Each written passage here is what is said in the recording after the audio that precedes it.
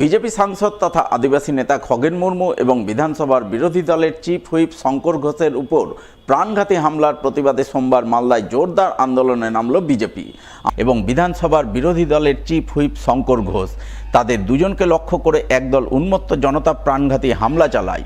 সেই হামলায় সাংসদ খগেন মুর্মু গুরুতর আহত হয়ে এখনও হাসপাতালে চিকিৎসাধীন।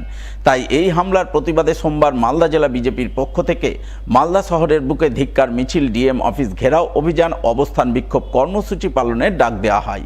সেই মতো এদিন মালদার বিজেপি নেতাকর্মীরা মিলে প্রথমে মালদা শহরের বুকে মিছিল করেন। মিছিল শেষে ডিএম অফিস ঘেরাও করে জোরদার বিক্ষোভ দেখান। এদিনের এই মিছিল ও বিক্ষোভ কর্মসূচিতে নেতৃত্ব দেন বিজেপির প্রাক্তন রাজ্য সভাপতি তথা বর্তমান কেন্দ্রীয় প্রতিমন্ত্রী সুকান্ত মজুমদার।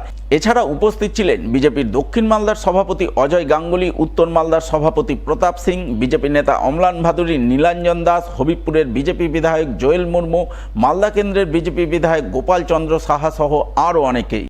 খগেন মুর্মু একজন মালদার ভূমিপুত্র। মালদা জেলার যারা তৃণমূল কংগ্রেস নেতা আছেন, যারা দেখলেন দরদর করে রক্ত বেরোচ্ছে, তখন আপনাদের কেমন লেগেছিল? যদি আপনার মনে দুঃখ না হয়, মনে যদি ব্যথা না হয়, তাহলে আপনি মালদার লোক বলার উপযুক্ত নয়। মালদা জেলার বাইরে গিয়ে আপনার থাকা উচিত। মালদাবাসীর গায়ে আঘাত করার পরও আজকে তৃণমূলের নেতারা বড় বড় কথা বলে।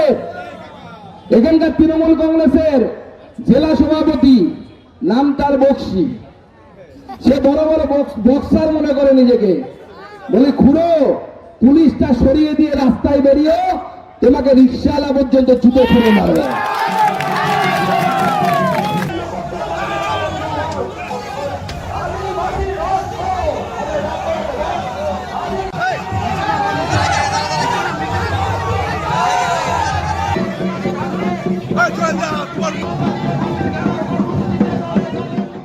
দেখান খগেনদার রক্ত, খগেন মুর্মুর রক্ত,